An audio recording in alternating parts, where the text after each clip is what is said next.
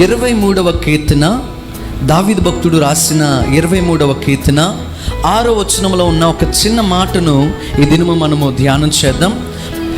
నేను బ్రతుకు దినములన్నీయు కృపాక్షేమములు నా వెంట వచ్చును. చిరకాలము నేను యెహోవా మందిరములో నివాసం చేసేదను. సంతోషముతో బిగ్గరగా దేవుడు స్తోత్రం చెప్పండి. హల్లెలూయా. దీనిని మనము వాగ్దానముగా స్వీకరించగలిగితే ఇప్పుడే దేవుడు మీ జీవితంలో దీన్ని నెరవేర్చబోతున్నాడు. హల్లెలూయా. ఏంటి ఆ చక్కటి కమ్మనైన మాట ఏమిటి అంటే, నేను బ్రతుకు దినములన్నీయు,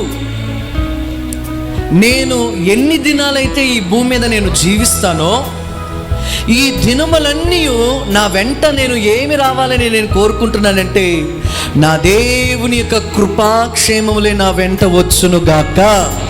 దావీదు భక్తుడు తన భవిష్యత్తు దినములలో ఏ స్థానానికి ఆయన వెళ్ళబోతున్నాడో ఆయనకి తెలియదు ప్రియులారా. కానీ ఆయన ఆ రోజుకి ఏమైతే అడిగాడో అది అతనిని అక్కడికి ఎక్కించబోతోంది. హల్లెలూయా. ఒక గొర్రెల కాసుకునే ఒక సామాన్యుడు ఒక సామంత రాజుగా ఎలా అయిపోయాడు అనే ఆలోచన చేస్తే, పరిశుద్ధాత్మ దేవుడు ఎన్నో ఆధ్యాత్మికమైన మర్మాలను మన ముందు ఆయన వాక్యంలో నుంచి దేవుడు ఉంచాడు ప్రియులారా. దేవుని యొక్క కృపాక్షేమములు ఎవరైతే ఆయన సన్నిధిలో అడగగలుగుతారో వారి జీవితంలో వారి వెంట దేవుడు అనుగ్రహించబోతూ ఉన్నాడు.